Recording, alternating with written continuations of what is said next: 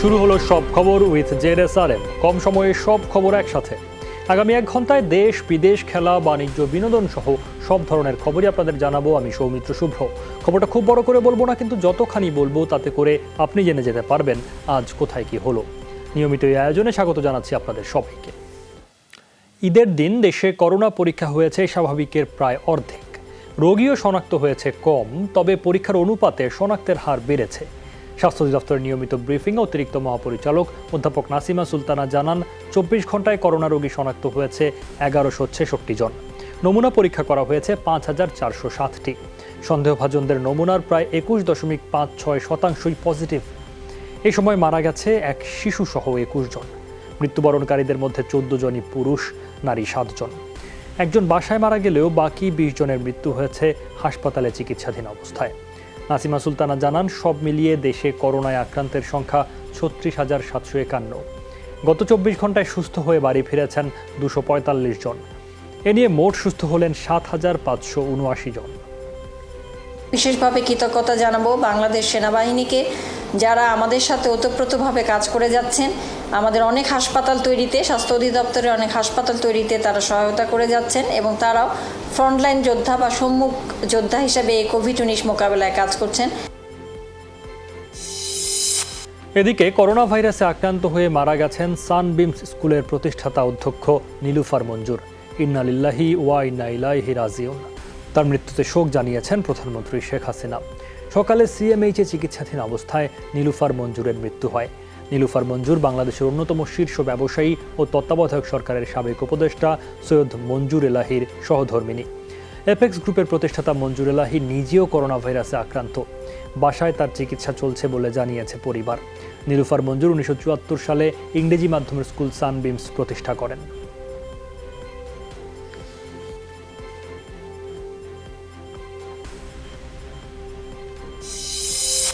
রাজধানীর প্রগতি সরণি সংলগ্ন বসুন্ধরা এলাকার সংযোগ সড়কে এক রিকশা চালকের অস্বাভাবিক মৃত্যু হয়েছে। বেলা 12টার কিছু পরে রিকশা চালানোর সময় হঠাৎ অসুস্থ হয়ে পড়েন তিনি। পরে সেখানেই মারা যান রিকশা চালক সোভান। বেশ কিছুক্ষণ তার মরদেহ পড়ে থাকে ফুটপাতে। এ সময় করোনা আতঙ্কে কাউকে এগিয়ে আসতে দেখা যায়নি। পরে পুলিশের একটি টহল টিমের সদস্য পরিবারের সাথে কথা বলে মরদেহ হস্তান্তর করে। পরিবার নিয়ে ভাটারা এলাকায় বসবাস করতেন সোভান। তার গ্রামের বাড়ি ময়মনসিংহে। ঈদের দ্বিতীয় দিনেও তেমন একটা বাইরে বের হয়নি রাজধানীবাসী। তাই অন্যান্য বারের মতো আনন্দ আমেজ নেই শহরে। বিনোদন কেন্দ্রগুলো ফাঁকা। যাত্রী না থাকায় বিপাকে পড়েছে রিকশা ও সিএনজি অটোরিকশা চালকরা। কাজ নিয়ে যারা বের হয়েছেন তারা বলছেন, মহামারী বিদায় নিলে উৎসবে আনন্দে আবার রঙিন হবে ঢাকা। আমার ফ্যামিলির থেকে একজন গেছে, তো আমি জানি কীরকম লাগছে ঈদটা। এবারে ঈদ ভাষায় বোঝায় বলার মতো না ভাই। আল্লাহ সবাই ভালো রাখুক। আমাদের প্রয়োজন হচ্ছে বেঁচে থাকা আগে, আর বেঁচে থাকার জন্য আমাদের যা করা দরকার, আমাদের ঘরে থাকা দরকার। আমি একজন করোনা পজিটিভ রোগী ছিলাম, নেগেটিভ হয়েছি। গত বছর যে ঈদটা কাটাইছি আমরা ওইরকম নাই। গাড়ি ঘোড়া নাই, তারপরে ডিউটি দায়িত্ব পালন করতে হয়। যতদূর সম্ভব সাবধানতা অবলম্বন করে তাদেরকে মানসিকভাবে একটু আনন্দ দেওয়ার চেষ্টা করছি। সবার থেকে দূরেই আছি, যেহেতু বাচ্চা নিয়ে বের হতে পারতেছি না বা আমার কাছে থাকতে পারতেছি না, দূরে তো আমরা খুব কষ্টের মধ্যে আছি। এই রোডও ফাঁকা, যাত্রী নাই ঢাকা শহরে। আব্দুল্লাহপুর উঠেছি সাফরাম মসজিদ দেয়া 150 টাকা। 2 ঘন্টা ধরে ঘুরতে, একটা যাত্রী পেনে কোনো লোক নেই রাস্তাঘাটে।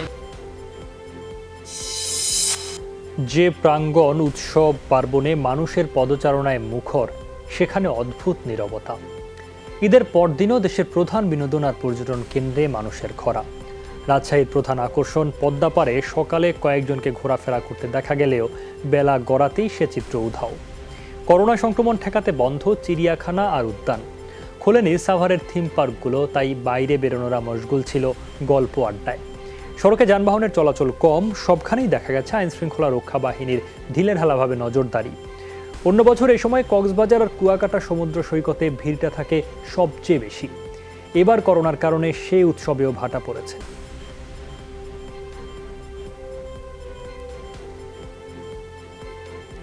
আমরাও আসলে খুব একাকিত্ব ফিল করছি এই জায়গাগুলোতে। চিড়িয়াখানা এবং পদ্মার পাড়, এই বিষয়গুলো তো মানুষ জনসমুদ্র হতো, জনগণ বেশি আসতো ঈদের সময়। সেখানে কোনো লোকজন নেই, একদম ফাঁকা। ওদের মনে আসতেছে না, মোটরসাইকেল মনে হয় যে একেবারে যেভাবে খুশি হিসেবে চালাচ্ছে। অ্যাক্সিডেন্ট তো এই জন্য হচ্ছে, মোটর চালানোর মধ্যেও একটা এদের আঁকা ঝুঁকা করে চালানো, এই করতে অ্যাক্সিডেন্ট হচ্ছে। এটা তো খুব খারাপ, এটা তো ঠিক না। এই প্রাদুর্ভাবের জন্য সবারই সামাজিক দূরত্ব, মাস্ক পরা, এই ডিস্টেন্স বজায় রাখতে চলা অবশ্যই দরকার। মানে প্রচুর পরিমাণ গ্যাস থাকে, যাতে আমাদের পুরা বছরের একটা ইনকামের একটা বড় অংশটা যেটা ঈদ উপলক্ষে সেটা আমরা এখান থেকে পেয়ে থাকি ঈদ পারপাসে, যে সেটা আমরা আজ হয়তো ক্লোজ করে রেখেছি।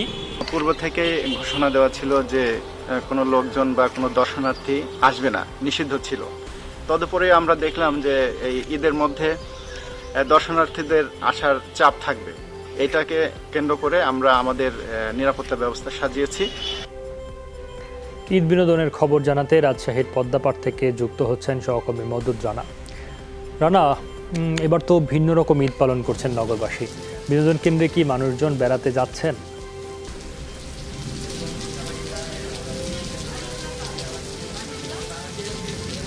সৌমিত্র, বেড়াতে যাচ্ছেন, তবে সেটি সংখ্যায় খুবই কম। আমি রয়েছি এখন রাজশাহী নগরীর লালন মঞ্চ এলাকায়। এটি এমন একটি স্থল যেখানে আসলে বিভিন্ন উৎসব পার্বণে রাজশাহীবাসীর একত্রিত হবার একটি জায়গা, এবং এখানে কিন্তু ঈদের এরকম দিনের বিকেলে আসলে পদ্মার পাড়ের যে জায়গা, সেখানে প্রচুর মানুষের আনাগোনা থাকে।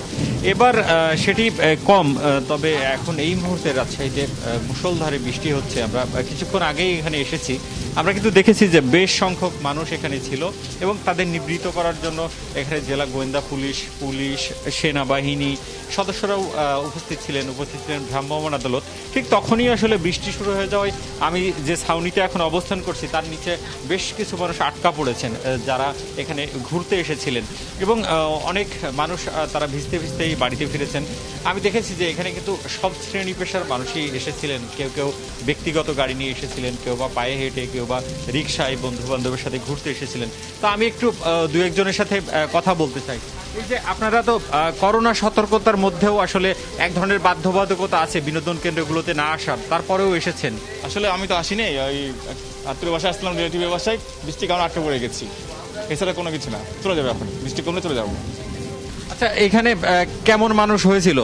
এখানে অনেকগুলি মানুষ হয়েছিল, পুলিশ এসে তাদেরকে তাড়িয়ে দিয়েছে।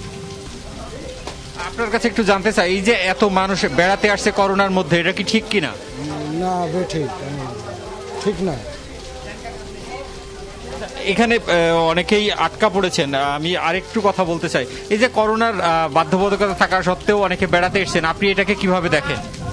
আমি এটাকে মনে করছি যে একটু রিল্যাক্সের জন্য, তাই জন্য এসছি। আমার নিজের কথা বলি, রিল্যাক্সের জন্য এসছি, এই 1 ঘন্টার জন্য, এটাই। আপনি শুনছিলেন সৌমিত্র, যে তারা যেটি বলছেন যে তারা দীর্ঘদিন ধরেই আসলে নিজের বসতিতে বসবাস করছেন। এই ঈদ উপলক্ষে তারা কিছুক্ষণের জন্য এসেছিলেন, যদিও প্রশাসন কিন্তু জেলা জুড়েই চেষ্টা করছেন যাতে বিনোদনগুলোতে মানুষের খুব বেশি উপস্থিতি না থাকে, এবং তারা সেই চেষ্টা শুধুমাত্র যে নগরীর এই পয়েন্টটিতে করছেন এরকম না, রাজশাহীতে যেসব বিনোদন কেন্দ্রগুলো রয়েছে সেগুলোতে তারা চেষ্টা করছেন। অন্যদিকে রাজশাহীতে যে উদ্যানটি রয়েছে, পার্কগুলো রয়েছে, বন্ধ রয়েছে, এবং সেখানেও কিন্তু প্রশাসনের কড়াকড়ি রয়েছে, যার কারণে কিন্তু মানুষকে এবার চার দেয়ালের মধ্যেই আসলে ঈদের আনন্দটা উপভোগ করতে হচ্ছে। সৌমিত্র, বুঝতে পারছি রানা, ধন্যবাদ আপনাকে। এবার যাচ্ছি সিরাজগঞ্জে, যমুনার পাড়ে যুক্ত হচ্ছেন সহকর্মী গোলাম মোস্তফা রুবেল। রুবেল, যমুনা পাড়ের কি অবস্থা? বিনোদন প্রেমীদের ঢল আছে কিনা?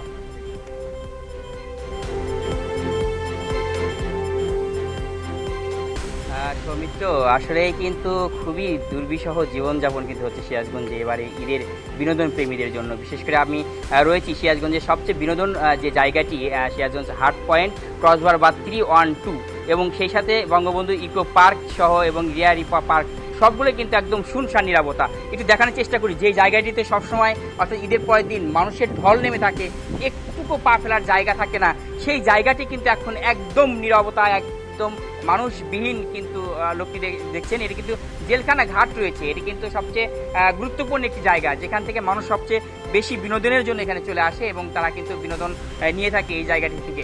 এখন দেখতে পারেন কোনো লোকজন নেই, শুধু একমাত্র প্রশাসনের লোক ছাড়া অন্য কোনো লোক কিন্তু আমরা এখানে লক্ষ্য করছি না। এবং সেই সাথে একই সাথে কিন্তু আপনি দেখতে পারবেন যে আমাদের ক্রসবার বা 3 সেটি দেখার আমি চেষ্টা করছি, সেখানে কিন্তু পুরো একদম ফাঁকা, কারণ একটি লোকও কিন্তু সেখানে ঢুকতে দেওয়া হচ্ছে না, কারণ প্রশাসন যেভাবে এখানে তৎপর রয়েছে,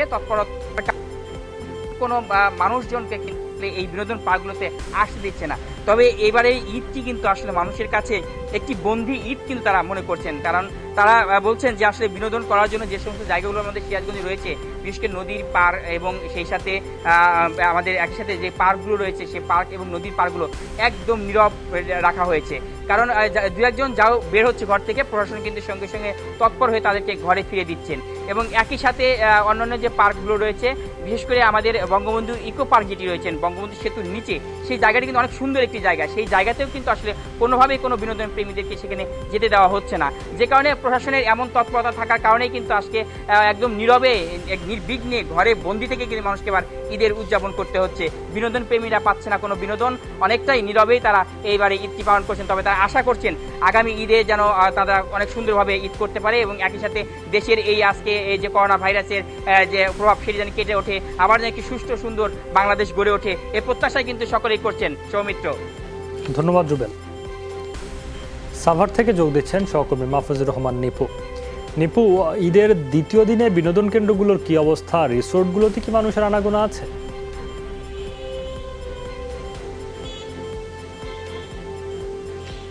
সৌমিত্র, আসলে আগের যে চিরচেনা যে চিত্র সাভারের বিনোদন কেন্দ্রগুলো, আজ কিন্তু একেবারে তার ব্যতিক্রম। সকাল থেকে আমরা আশুলিয়া এবং সাভারের বিভিন্ন বিনোদন কেন্দ্রগুলো ঘুরেছি। আমরা কিন্তু দেখেছি যে কোথাও কোনো ধরনের যে মানুষের কোলাহল, জটলা, তাদের যে হৈ হুল্লো, এমন কিন্তু কুচিত্র ছিল না। সবগুলো বিনোদন কেন্দ্রগুলোই কিন্তু উপজেলা প্রশাসন নির্দেশে বন্ধ রয়েছে। আপনি জানেন যে সারা দেশে সারা বিশ্বে করোনা ভাইরাসের প্রাদুর্ভাবের কারণে কিন্তু সবাই যখন একেবারে যত ধরনের বিনোদন কেন্দ্র এবং ব্যক্তিগত যে সকল রিসোর্ট রয়েছে সবগুলো কিন্তু বন্ধ করে দিয়েছেন উপজেলা প্রশাসন। এছাড়াও কিন্তু তাদের কিন্তু ব্যাপক নজরদারির ভিতরে রেখেছেন, তারা যেন কেউ গোপনে কোনো রিসোর্ট বা পার্ক ব্যাপক নজরদারির ভিতরে রেখেছেন, তারা যেন কেউ গোপনে কোনো রিসোর্ট বা পার্ক খুলতে না পারে। এর জন্য উপজেলা প্রশাসনের পক্ষ থেকে, পুলিশের পক্ষ থেকে তারা ব্যাপক তৎপরতা দেখিয়েছেন। একটি বিষয় যে আজকে আমরা এই পুরো অঞ্চলটিতে যখন ঘুরে ঘুরে দেখেছিলাম, তাদের যারা অনেককেই দেখেছি যে তারা বিনোদন কেন্দ্রে এসে ঘুরে গেছেন, আপনি ঘুরে গেছেন, তারা অনেকের মনে তারা বলছেন যে এরকম দিন যেন আর না আসে। তারা চায় যে একটি সুস্থ সবল যেন আগামী ঈদটি যেন তারা পালন করতে পারে। সৌমিত্র। নিপু, ধন্যবাদ আপনাকে। সহকর্মী মাহফুজুর রহমান নিপু জানাচ্ছিলেন সাভার থেকে। ঈদের দ্বিতীয় দিনে শিমুলিয়া ঘাটে বেড়েছে যাত্রী চাপ। পারাপারের অপেক্ষায় 5 শতাধিক যানবাহন। ঘাট কর্তৃপক্ষ জানায় ভোর থেকেই যাত্রীদের পাশাপাশি চাপ প্রাইভেট কার আর মাইক্রোবাসের। বেড়েছে মোটরসাইকেল পারাপারের সংখ্যাও। 4টি রোরো সহ 10টি ফেরি দিয়ে চলছে পারাপার। তবে বাড়তি চাপ সামলাতে হিমশিম অবস্থা। এতে ঘাটের শিমুলিয়া প্রান্তে সৃষ্টি হয়েছে দীর্ঘ যানজট। অনেকে লঞ্চ, স্পিডবোটেও নদী পাড়ি দিচ্ছেন। শিমুলিয়া ঘাটের পরিস্থিতি জানাতে মুন্সিগঞ্জ থেকে যুক্ত হচ্ছেন সহকর্মী মাহমুদুল হাসান। হাসান, সকাল থেকেই ঘাটে যাত্রী আর যানবাহনের চাপ, এখন কি অবস্থা? ধন্যবাদ সৌমিত্র। আজ ঈদের পর দিন এই সকাল ভোরবেলা থেকে শিমুলিয়া ও কাঁঠালী নৌরুকে যাত্রীর চাপ ঈদের আগের 3 দিনের তুলনায় অনেক বেড়েছে। বিআইডব্লিউটিসি থেকে জানা গেছে যে এক্ষেত্রে যাত্রীরা কোনো প্রকার স্বাস্থ্যবিধি না মেনটেন করেই প্রচুর পরিমাণ যাত্রী ফেরিতে করে এই পদ্মা পাড়ি দিচ্ছে। বর্তমানে 10টি ফেরি চলাচল করছে এই রুটে। এই ফেরিতে করে হাজার হাজার মানুষ, ছোট গাড়ি, প্রাইভেট কার এবং পণ্যবাহী ট্রাক চলাচল করছে। আর এই যাত্রী চাপের মূল কারণ হচ্ছে অন্যান্য সময়ে এই রুটে প্রায় 400 স্পিডবোট এবং 84টি লঞ্চ চলাচল করে। আপনারা দেখতে পাচ্ছেন যে এখানে পাশে এই যে লঞ্চগুলো বর্তমানে বন্ধ অবস্থায় পড়ে রয়েছে এবং স্পিডবোটগুলো চলাচল করছে না, যার কারণে এই ফেরিতে এই যাত্রীটা রয়েছে।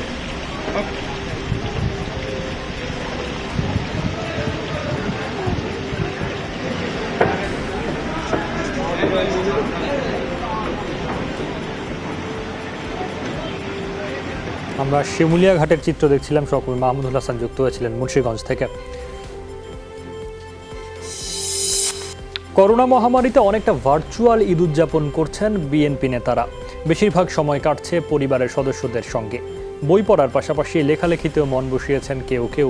প্রায় সবাই প্রযুক্তি ব্যবহার করে কর্মী সমর্থকদের সাথে যোগাযোগ রাখছেন, ভাগাভাগি করছেন ঈদের আনন্দ। আহ্বান জানাচ্ছেন স্বাস্থ্যবিধি মেনে চলার। বিএনপি নেতাদের প্রত্যাশা ঈদ হোক সবার আনন্দের উপলক্ষ। সুস্থ হয়ে দ্রুত রাজনীতিতে ফিরুক চেয়ারপারসন খালেদা জিয়া।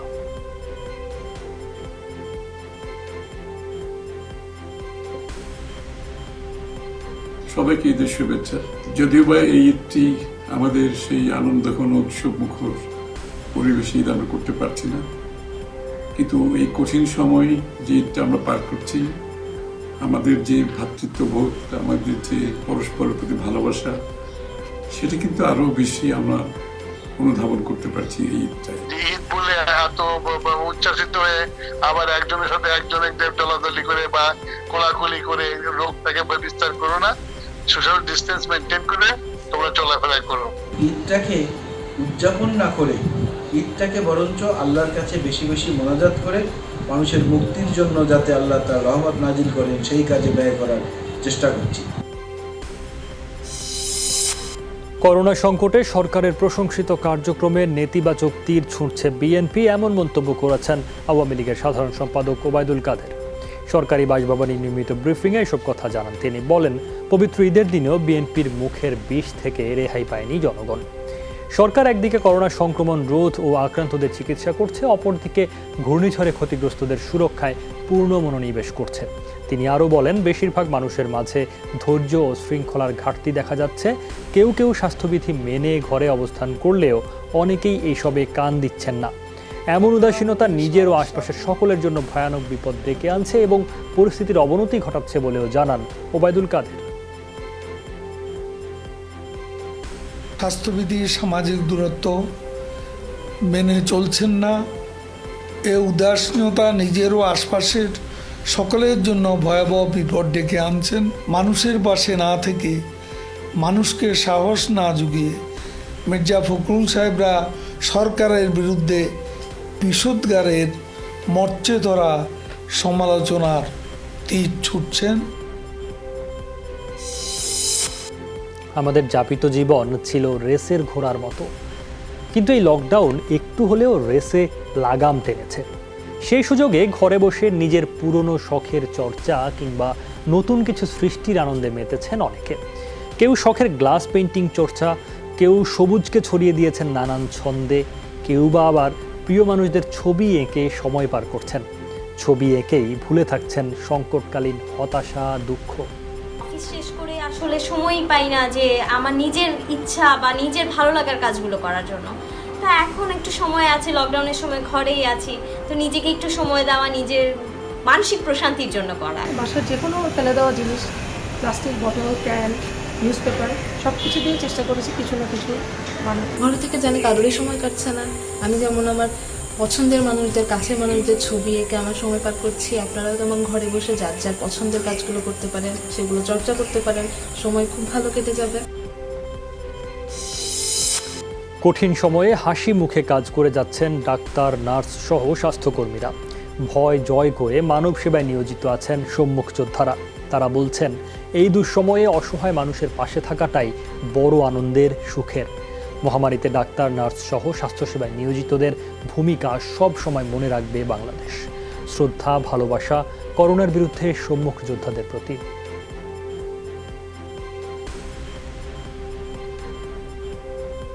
যখন অসুস্থ হয়ে যায় তখন সে পৃথিবীতে মনে করে এই বুঝি চলে যাচ্ছে। তাকে যদি একটু কাছে এসে আমরা যদি একটা ডাক্তার দেখে দিতে পারি বা একটা টেস্ট করার জন্য ধরে নিয়ে এসে ডাক্তারকে টেস্ট করার জন্য ল্যাবে দিতে পারি, নিজের কাছে অনেক ভালো লাগে। সবাই যেভাবে পরিবারের সাথে ঈদ করছে, আমাদেরও ইচ্ছা করে মানুষকে যে সেবাটা দিতে পারছি সেটার জন্য আসলে নিজের মধ্যে যে প্রাপ্তিটা কাজ করতেছে সেটা আসলে অনেক বেশি। আজকে ঈদের পর দিন ডিউটি করছি 12 ঘন্টা। আলহামদুলিল্লাহ ওয়ার্ডের সব রোগীদের ভালো দেখতে পেরে ভালোই লাগছে। রোগীদের পাশে থেকে রোগীদের সেবা করে প্রকৃত যে আনন্দ বা সুখ সেটা আমরা পেয়েছি। সামনের বার আমরা নতুন বাংলাদেশ, করোনামুক্ত বাংলাদেশে উদযাপন করব। আগামীতে আমরা পরিবার পরিজনকে নিয়ে ঈদের সুখ শান্তি উপভোগ করব। জাতির এই ক্রান্তিকালীন সময়ে করোনা রোগীর সেবায় আমরা নিজ নিজ কর্মস্থলে যথারীতি স্বাস্থ্যসেবা দিয়ে যাচ্ছি। কৃষকের কাছ থেকে সবজি কিনে সেই সবজি দুর্গতদের ঘরে ঘরে পৌঁছে দিচ্ছেন একদল তরুণ। সঙ্গীদের নিয়ে নগর আক্তার হোসেন কাজটি করছেন লকডাউনের শুরু থেকে। এখনও প্রতিদিন কৃষকের ধান কাটায় সহযোগিতা করছে সেই তরুণরাই। এরা সবাই নওগাঁর ছাত্রলীগ যুবলীগের কর্মী। প্রতিদিন খাবার সহ নানা সহায়তা তারা পৌঁছে দিচ্ছেন অসহায় মানুষের ঘরে ঘরে। করোনা মোকাবেলায় জেলা ও উপজেলা প্রশাসনের সঙ্গে সমন্বয় রেখেই চলছে এসব কার্যক্রম। ন্যায্য মূল্যে আমাদের কাছ থেকে সে পণ্যগুলো কিনে নিয়ে সে গরিব অসহায় মানুষের কাছে সেই পণ্যগুলো দিচ্ছে। করোনার কারণে যারা বাজারে যেতে পারতেছে না, বাজারে যেন জনসমাগম না হয়, এই কারণে আমি প্রত্যেকের বাড়ি বাড়ি গিয়ে আমি এই সবজিটা বিনামূল্যে পৌঁছে দিই। অসহায় এবং বর্গার চাষি থাকে, তারা ধান কাটার শ্রমিকের সংকটের কারণে তার ধান কাটতে পারছে না, ঘরে তুলতে পারছে না, সে কৃষককে আমরা সহযোগিতা করব। নওগাঁ জেলার ৯৯টা ইউনিয়নেই সে ২১ সদস্যের স্বেচ্ছাসেবী টিম থাকবে। তারা না করোনা মোকাবেলার পাশাপাশি প্রান্তিক কৃষকের পাশেও তারা যায় দাঁড়াবে। আমাকে টাকা পয়সা লাগলো নি, সেটা টাকা পয়সা লাগতে না না কষ্ট হলো নি।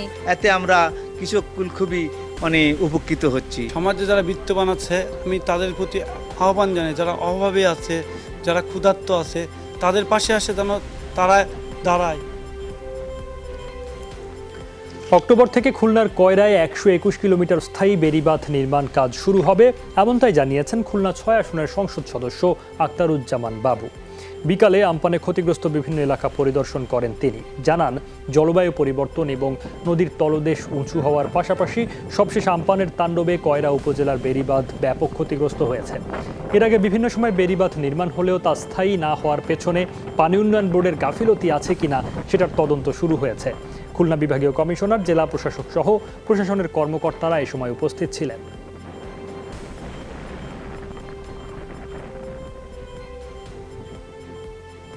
পানি উন্নয়ন বোর্ডও চেষ্টা করে, সরকারও চেষ্টা করছে, মাননীয় প্রধানমন্ত্রী বারবার এখানে বরাদ্দ দিচ্ছেন, কাজ হচ্ছে, কিন্তু এখানে মূলত টেকসই বেড়িবাঁধ প্রয়োজন। এই জন্য মহাপরিকল্পনা গ্রহণ করে আজকে অক্টোবর থেকে কাজ হবে।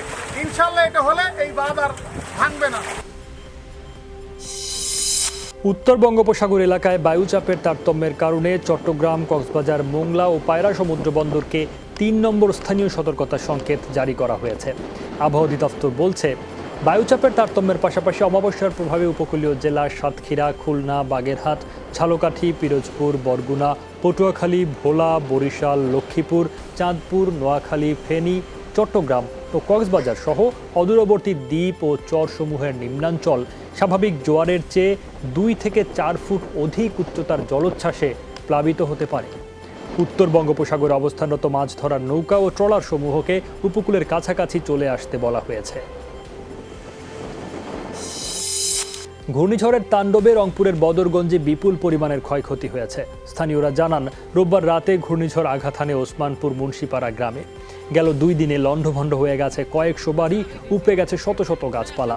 বৈদ্যুতিক খুঁটি নষ্ট হওয়ায় বন্ধ রয়েছে বিদ্যুৎ সরবরাহ। তাণ্ডব কিছুটা কমে গেলে মাথা গোঁজার ঠাঁই মেরামত শুরু করে এলাকাবাসী। তাদের সহযোগিতা করছে সেনাবাহিনীর সদস্যরা।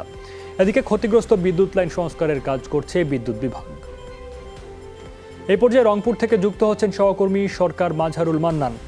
মাঝার, ঘূর্ণিঝড়ে ক্ষতিগ্রস্ত এলাকার সবশেষ অবস্থা জানাবেন, ক্ষয়ক্ষতির পরিমাণ কি জানা গেছে?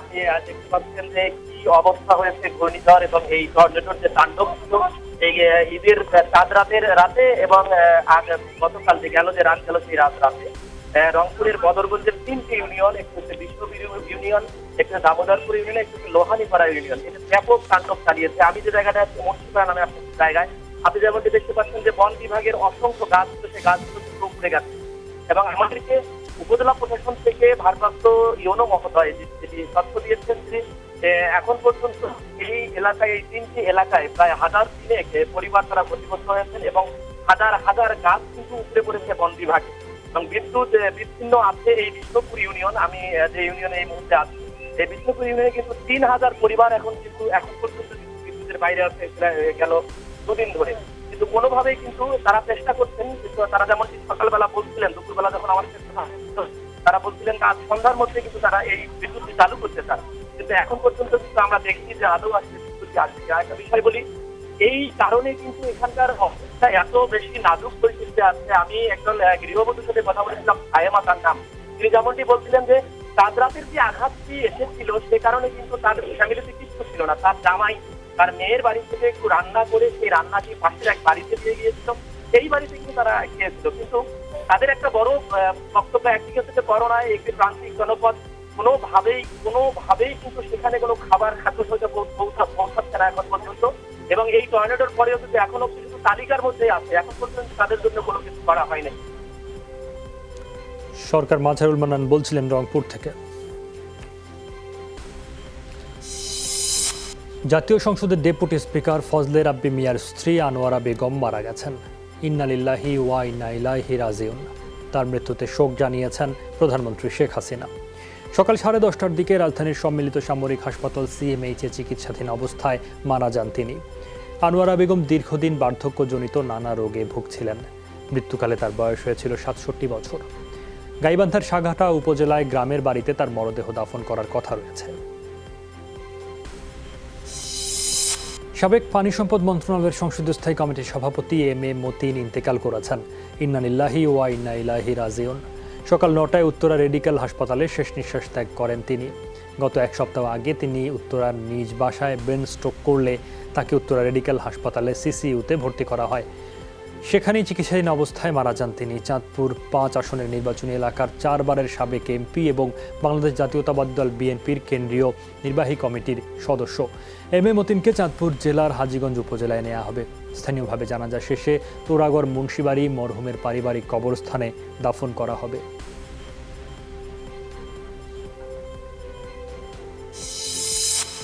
গেল বছরের চেয়েও এবার বাড়তে পারে ডেঙ্গুর প্রকোপ, এমন আশঙ্কায় নতুন মশক নিধন পরিকল্পনা নিয়ে এগুচ্ছেন ঢাকার 2 মেয়র। বিনামূল্যে ডেঙ্গু পরীক্ষার উদ্যোগ নিচ্ছে উত্তর সিটি। তবে জনসচেতনতা না বাড়লে ডেঙ্গুর প্রকোপ কমানো সম্ভব নয় বলে মনে করেন 2 মেয়রই। তাই বাসাবাড়িতে পানি জমিয়ে না রাখতে নগরবাসীকে তাগিদ দিচ্ছেন তারা। সরকারি হিসেবেই গেল বছর ডেঙ্গুতে প্রাণ গেছে 179 জনের, আর আক্রান্ত ছিল 1,11,354 জন। বাস টার্মিনালগুলোতে পড়ে থাকা টায়ার এবং নির্মাণাধীন ভবনের বেসমেন্টে জমে থাকা পানি, ইট ভেজানোর চৌবাচ্চা এবং লিফটের গর্তে আমরা পর্যাপ্ত পরিমাণে এডিস মশা পাচ্ছি। বৃষ্টি হবার কারণে পানি জমেছে এবং সেখানে এডিস মশা জন্মানোর অভয়ারণ্যে রূপান্তরিত হয়েছে। যে পরিস্থিতিতে আমি যোগদান করেছি এবং কার্যক্রম আরম্ভ করেছি সেটা হতাশাব্যঞ্জক। সারা বছর ব্যাপী এই মশক নিধনের কার্যক্রমটা করা প্রয়োজন। শুধুমাত্র প্রকোপ আকার ধারণ করার পরই এই কার্যক্রম করার কারণে কোনো ফলাফল আমরা পাই। আমরা আপনার ছাদের উপরে যেতে চাই, আমরা দেখতে চাই, বিভিন্ন হাইরাইজ বিল্ডিং গুলো দেখতে চাই। আমরা বিনামূল্যে আমরা কিট দেওয়া হচ্ছে এবং কিটের মাধ্যমে আপনারা আপনাদের ডেঙ্গু টেস্ট আপনারা করতে পারবেন। বরিশালে গৃহবধূ হত্যা মামলায় স্বামী সহ 3 জনকে গ্রেফতার করেছে পুলিশ।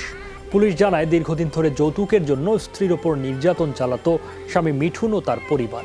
যৌতুকের টাকা না পেয়ে মুক্তিকে পরিকল্পিতভাবে হত্যা করা হয়েছে বলে অভিযোগ করেন নিহতের পরিবার। পরে এই ঘটনায় নিহতের বাবা বাদী হয়ে থানায় মামলা করেন। গতকাল শ্বশুরবাড়ির বাসা থেকে ঝুলন্ত অবস্থায় মুক্তিকে উদ্ধার করে পুলিশ। দীর্ঘ 15 বছর ধরে পানিবন্দী 3টি গ্রাম। বলছি গোপালগঞ্জের মকসুদপুরের গোহালা ইউনিয়নের কথা। ব্রিটিশ আমলে একটি বেড়িবাঁধ নির্মাণের পর দিনে দিনে নানা স্থাপনা গড়ে ওঠায় বন্ধ হয়ে যায় গয়লাকান্দি খালের উৎসমুখ।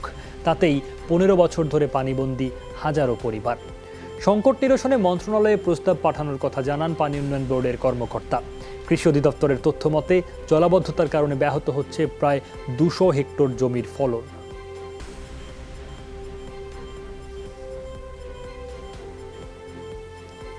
এটা ঠিক করা যাবে যদি পানি উন্নয়ন বোর্ড ওই বিলরুট ক্যানেলের সাথে একটা স্লুইস গেট তৈরি করে দেয়। এইখানে জলাবদ্ধতা নিরসনের জন্য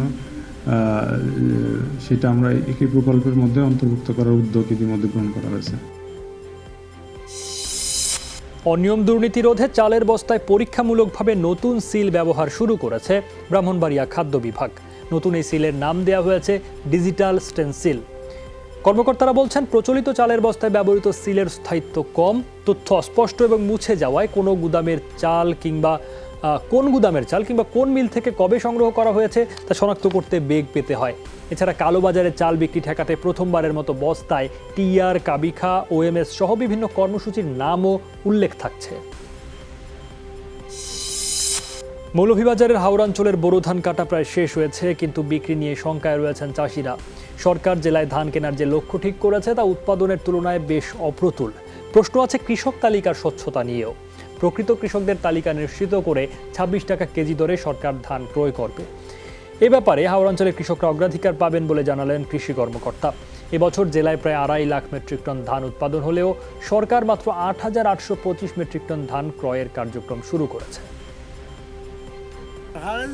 আমরা ধান ঠাইয়া গ্রাম থাই নিতা নবাইটা আথা হইলে আমরা উচিত পয়সাটা হইলাম মানে এখন তো হেননি দেওয়া দলাল হলে পয়সাটা হইলে আমরা উচিত পয়সা হয় না। ধান তো মনে করো ব্রয়লার এরা নে সরকারি হিসাবে আমরা অনেক এখন পর্যন্ত গেছি। এগু মাইনসর রোজ হইল কি 500 টাকা, তার তলে আর 200 টাকা আছে খরচ, 700 টাকা খামলা রোজ। কিন্তু দান একমন দান হয়ে আর কিন্তু নাস্তা দিন খাটিয়া এই সমস্ত অবস্থা রে ভাই। আমরা কৃষি কিলা বাঁচতাম, খরচ আইছে বেশি, খাটানি ওই যে দান যেগুলো হয়েছে ওই দৌকা মরা বন্ধর দান যে খামলা 500 টাকা রোজে যে খামলা নিয়ে খাটাইতা সম্পূর্ণ পয়সা কৃষকের উপরে পড়ে। আমরা হাওড় অঞ্চলের কৃষকদেরকে প্রাধান্য দিয়েছি এবং হাওড় অঞ্চলের ক্ষুদ্র কৃষকদেরকে আমরা অগ্রাধিকার দিচ্ছি এবং তাদের থেকেই নির্ধারিত মূল্যে অর্থাৎ প্রতি কেজি ধান 26 টাকা এই মূল্যে ক্রয় করা হবে।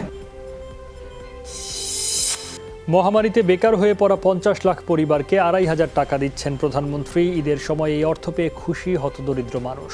টাকা পৌঁছে দিতে সহায়তা করছে মোবাইল ব্যাংকিং কোম্পানি নগদ সহ কয়েকটি প্রতিষ্ঠান। প্রকৃত সুবিধাভোগী নিশ্চিত করতে কয়েক দফা যাচাই বাছাই করা হচ্ছে বলে জানান নগদের ব্যবস্থাপনা পরিচালক।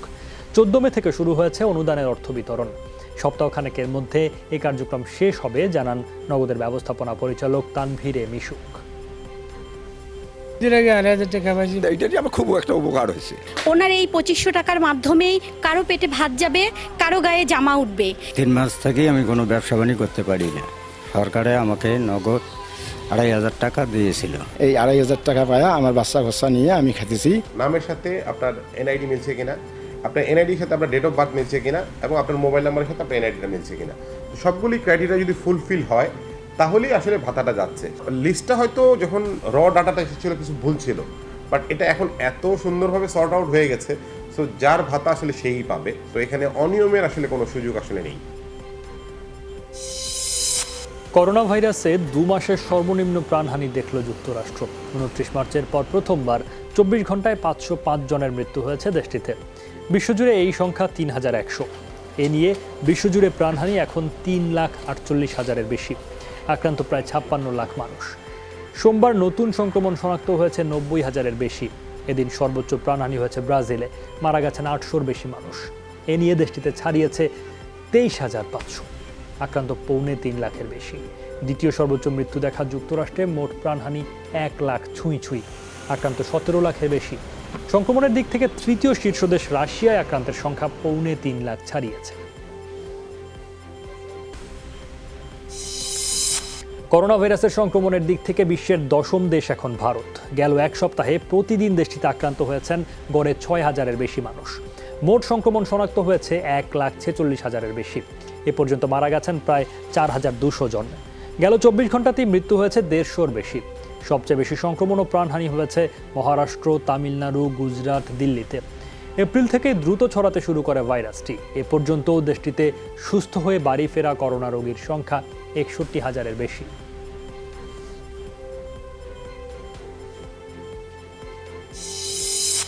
দেশে দেশে লকডাউন শিথিলের ফলে নিশ্চিত হয়ে উঠছে দ্বিতীয় দফায় করোনা মহামারীর সংখ্যা। হুঁশিয়ারি বিশ্ব স্বাস্থ্য সংস্থার। নতুন করে ভাইরাসের বিস্তার রোধে বিশেষভাবে যুক্তরাষ্ট্র আর ইউরোপের সব দেশকে জোরদার প্রস্তুতি গ্রহণের আহ্বান জানিয়েছে সংস্থাটি। পরামর্শ দিয়েছে নজরদারি আর করোনার টেস্টের পরিসর বাড়ানোর। নতুন সংক্রমণ আর মৃত্যু কমে যাওয়া মানে এই নয় যে সামনের দিনেও তা অব্যাহত থাকবে বা মহামারী শেষের দিকে, বরং অচিরেই দ্বিতীয় দফায় মহামারী শুরু হতে পারে। এটা পুরো পৃথিবীকে এর জন্য প্রস্তুত থাকতে হবে। উত্তর আমেরিকা, ইউরোপ, দক্ষিণ পূর্ব এশিয়ার সব দেশকে সমন্বিতভাবে স্বাস্থ্য সতর্কতা ও অন্যান্য ব্যবস্থা অব্যাহত রাখতে হবে। বেড়াতে এসে ব্রাজিলে আটকে গেছি মহামারীর কারণে, নিজের দেশেই ফিরতে পারছি না। বিমানবন্দরেই থাকতে হচ্ছে কারণ অন্য কোথাও থাকার জায়গা আর পয়সা কোনোটাই নেই। ত্রাণ হিসেবে খাবার পাচ্ছি, কিন্তু থাকতে হচ্ছে বিমানবন্দরে। দক্ষিণ আমেরিকায় মহামারীর কেন্দ্র সাও পাউলো। এখানে এভাবে থাকা মানে আমাদের জীবনও ঝুঁকিতে পড়া। করোনা মহামারীর বিস্তার রোধে গৃহহীনদের জন্য বিশেষ প্রকল্প চালু করেছে যুক্তরাষ্ট্র।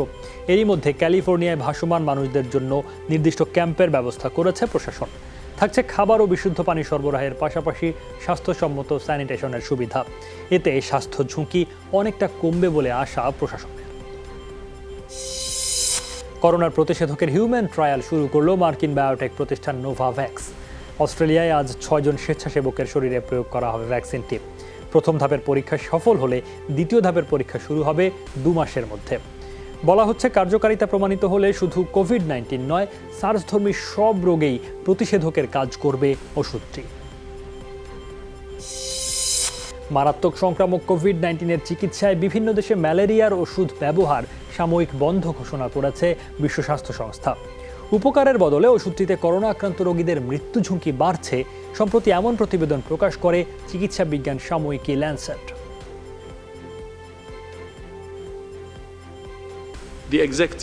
কোভিড-19 চিকিৎসা আবিষ্কারে বিশ্বের বিভিন্ন দেশের সমন্বিত প্রচেষ্টার অংশ হিসেবে হাইড্রক্সিক্লোরোকুইনের ব্যবহার আপাতত স্থগিত থাকবে। করোনার চিকিৎসায় ওষুধগুলোর নিরাপত্তা তথ্য বিশ্লেষণ করা হবে। মাগুরার বিভিন্ন শপিং মলে জীবাণুনাশক ছিটানো হয়েছে। সেনাবাহিনী ও মাগুরা পৌরসভার যৌথ উদ্যোগে দুপুরে চলে এই কার্যক্রম। শহরের বেবি, নূরজাহান ও খান প্লাজার পাশাপাশি সুপার মার্কেটে ছিটানো হয় জীবাণুনাশক। পাশাপাশি জীবাণুনাশক প্রয়োগ করা হয় বিভিন্ন দোকানেও।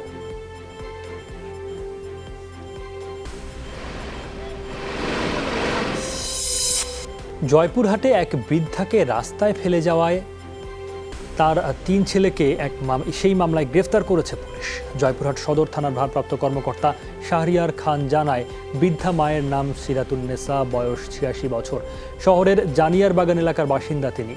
পৈতৃক সূত্রে সিরাতুন্নেসা 15 শতক জমি পান বাবার কাছ থেকে, যার মূল্য 2 কোটি টাকারও বেশি। সম্প্রতি ওই জমি নিজেদের নামে লিখিয়ে নেয় 3 ছেলে, কিন্তু ভরণ পোষণ নিয়ে টালবাহানা করতে থাকে ছেলেরা। সবশেষ ঈদের দিন রাস্তায় ফেলে রেখে চলে যায় ছেলেরা। এই ঘটনায় বৃদ্ধার নাত বউ শিল্পী আক্তার বাদী হয়ে একটি মামলা করেন। পুলিশ ঘটনাস্থল থেকে বৃদ্ধাকে উদ্ধার করে কোয়ারেন্টাইন সেন্টারে রাখে, পরে তাকে বাড়ি পৌঁছে দেয়। তার ভরণ পোষণ দেবে না এই চিন্তা ভাবনা করে ঈদের দিন ভোরবেলা তাকে বাড়ির থেকে রাস্তার মধ্যে বাইর করে রেখে দিয়েছে এবং সারাদিন না খাওয়া রেখেছে। বারবার তাকে আশপাশের এলাকার লোকজন অনুরোধ করার পরেও তাদের ছেলের মন ভরে না। বাধ্য হয়ে আমাদের 999 যখন মানুষজন ফোন দেয়, আমরা যাই এবং সত্যতা পাই, ওই মহিলাকে, বৃদ্ধ মাকে উদ্ধার করে নিয়ে আসি। করোনায় বদলে যাচ্ছে রেস্তোরাঁ ব্যবসার ধরন। ভোজন প্রেমীদের টানতে পুরো পরিবেশটাই বদলে ফেলতে বাধ্য হচ্ছেন ব্যবসায়ীরা। করোনা সংক্রমণ রোধে থার্মাল স্ক্যানার বসানোর পাশাপাশি অতিথিদের সরবরাহ করা হচ্ছে স্যানিটাইজার, মাস্কের মতো সুরক্ষা সামগ্রী। শারীরিক দূরত্ব নিশ্চিতে রয়েছে নানামুখী ব্যবস্থা।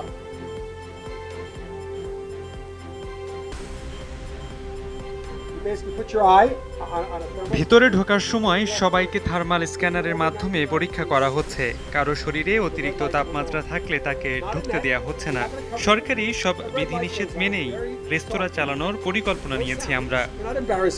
মাস্ক পরে কাজ করা এবং কথা বলাটা বেশ কষ্টের, তাই এই ক্যাপের ব্যবহার শুরু করেছি আমরা। এছাড়াও সব ধরনের নিরাপত্তামূলক ব্যবস্থা নেওয়া হয়েছে এই রেস্তোরাঁটিতে। তাকিয়ে দেখেন, সব জায়গায় সতর্কতামূলক স্টিকার লাগানো হয়েছে। সীমান্ত এলাকার নিয়ন্ত্রণকে কেন্দ্র করে উত্তেজনা তুঙ্গে চীন ও ভারতের মধ্যে। নিয়ন্ত্রণ রেখা পার হয়ে চীন সীমান্তে অনুপ্রবেশ ভারতীয় সেনাদের, এমন দাবি বেইজিংয়ের। ভারতের পাল্টা অভিযোগ, নিয়ন্ত্রণ রেখা অমান্য করছে চীন। সীমান্ত এলাকায় বেইজিংয়ের বিরুদ্ধে শতাধিক বাংকার নির্মাণের অভিযোগও দিল্লির। এই অবস্থায় অতিরিক্ত সেনা মোতায়েন করেছে দুপক্ষই। চীনের মূল লক্ষ্য ভারতকে চাপে ফেলা। স্থানীয়ভাবে হোক কিংবা আন্তর্জাতিকভাবে, ভূ রাজনৈতিক প্রেক্ষাপটেই হোক, বেইজিং চায় দিল্লি চাপের মুখে থাকুক। তাই ভারতকে খুবই সতর্ক থাকতে হবে, কারণ চীনের প্রতিটি পদক্ষেপই এখন খুবই ঝুঁকিপূর্ণ। বিষয়টিকে হালকাভাবে নেয়ার কোনো সুযোগই নেই। চীনের প্রস্তুতিটা খেয়াল করলে বুঝতে পারবেন, বড় ধরনের সেনা সমাবেশ ঘটিয়েছে তারা। রণপ্রস্তুতিও নেওয়া হয়েছে ব্যাপকভাবে, যেটা এর আগে কখনো হয়নি। তাই বিষয়টি সমাধানের জন্য সতর্কতা খুবই জরুরি। 9 শতাধিক তালেবান বন্দীকে মুক্তির ঘোষণা দিল আফগানিস্তান। ঈদ উল ফিতর উপলক্ষে এবং অস্ত্রবিরতি চুক্তির আওতায় এই মুক্তির ঘোষণা দেন প্রেসিডেন্ট আশরাফ গানি। বলেন, দেশে শান্তি প্রক্রিয়া নিশ্চিত করতে এমন পদক্ষেপ অব্যাহত রাখবে সরকার। প্রেসিডেন্ট বলেন, চুক্তি অনুযায়ী প্রথম দিন তাদের প্রতিশ্রুতি রক্ষা করেছে তালেবানরা। এদিন নিরাপত্তা বাহিনীর সাথে কোনো সংঘাত হয়নি তাদের। তালেবানের মুখপাত্র জানান, দুই পক্ষের মধ্যে আলোচনা সফল করতে দোহায় করা চুক্তির সব শর্ত পূরণ হওয়া জরুরি। আলজিয়ান সাগর থেকে 72 অভিবাসন প্রত্যাশীকে উদ্ধার করা হয়েছে। সোমবার তাদেরকে উদ্ধার করে উপকূলে নিয়ে আসে তুরস্কের কোস্টগার্ড। পরে বিবৃতিতে জানানো হয়, 4টি নৌকা বোঝাই করে অবৈধভাবে ইউরোপে পাড়ি দেওয়ার চেষ্টা করছিল তারা। উদ্ধারকৃতদের মধ্যে আফগানিস্তান, কঙ্গো, পাকিস্তানি সহ বিভিন্ন দেশের নাগরিক ছিলেন। উদ্ধারকৃতদের একটি আশ্রয়কেন্দ্রে নিয়ে যাওয়া হয়েছে, সেখানে খাবার সহ চিকিৎসা সেবা দেয়া হচ্ছে। এ নিয়ে গেল 3 মাসে 2.5 শতাধিক অভিবাসন প্রত্যাশীকে উদ্ধার করেছে তুর্কি কোস্টগার্ড।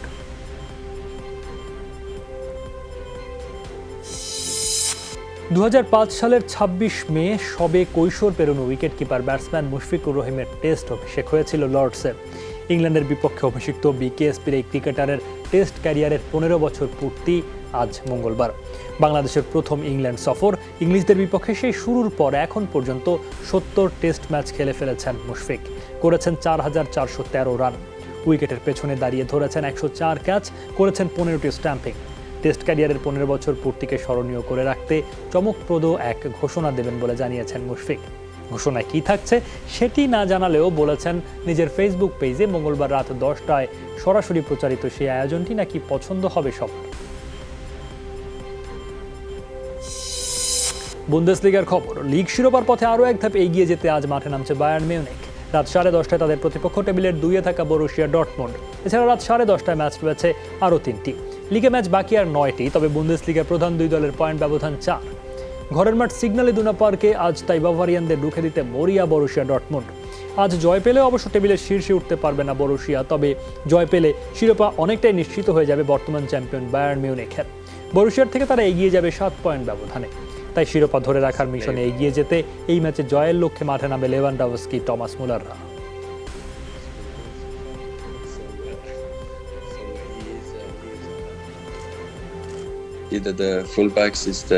আমরা এই ম্যাচে নিজেদের স্বাভাবিক খেলাটা খেলতে চাই, কারণ আমরা জানি আমাদের দল বেশ ভালো ফর্মে রয়েছে, আর আমি নিজেও গোল করতে মরিয়া। শিরোপার স্বপ্ন বাঁচিয়ে রাখতে আমাদের সামনে জয়ের বিকল্প নেই। যে কোনো মূল্যেই আমরা জয়ের লক্ষ্য নিয়ে মাঠে নামবো। এটা আমাদের জন্য কঠিন পরীক্ষা। দুই দলই বেশ ভালো ফর্মে রয়েছে। তাদের গোল ঠেকানো বা গোল করার মতো বেশ কয়েকজন ভালো খেলোয়াড় রয়েছে। শিরোপা ধরে রাখতে এই ম্যাচে জয় বেশ গুরুত্বপূর্ণ আমাদের জন্য। আর খেলা তাদের মাঠে বলেই বাড়তি সতর্ক থাকতে হবে আমাদের। 8 খেলোয়াড়কে নিয়ে জুনের মাঝামাঝি সময়ে টেনিস টুর্নামেন্টের ঘোষণা দিলেন বর্তমান টেনিসের 1 নম্বর খেলোয়াড় নোভাক জোকোভিচ। 17 গ্র্যান্ড স্ল্যাম জয়ী জোকোভিচের সাথে এই টুর্নামেন্টে অংশ নেবেন বিশ্বের 3 নম্বর বাছাই Dominic Thiem, Alexander Zverev, Grigor Dimitrov, Davis কাপে জোকোভিচের সতীর্থ ভিক্টর ট্রোয়েস্কি ও দামির জুমহুর। 13 জুন থেকে 5 জুলাই পর্যন্ত অনুষ্ঠিত হবে টুর্নামেন্টটি। জোকোভিচের দেশ সার্বিয়া ছাড়াও ক্রোয়েশিয়া, মন্টেনেগ্রো আর বসনিয়ায় হবে আসরটি। করোনা প্রাদুর্ভাবের কারণে লকডাউনের পরে এটিই টেনিসের প্রথম কোনো আসর। তবে মাঠে দর্শক উপস্থিত থাকতে পারবে কিনা তা নির্ভর করছে উক্ত দেশে করোনার তখনকার সবশেষ পরিস্থিতি কেমন থাকবে তার উপর।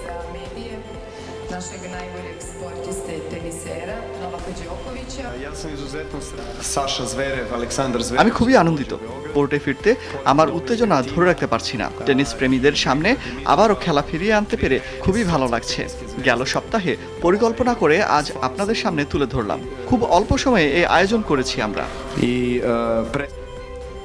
এই ছিল আজকের সব খবর উইথ জেডএসআরএম। যে কোনো সংবাদ সবার আগে জানতে চোখ রাখুন যমুনা টেলিভিশনে। ভিজিট করুন আমাদের ওয়েবসাইট, ফেসবুক পেজ ও ইউটিউব চ্যানেল। লগ ইন করুন www.jomuna.tv, Facebook/যমুনা টেলিভিশন, YouTube/যমুনা টিভি। এতক্ষণ সাথে থাকার জন্য সবাইকে ধন্যবাদ।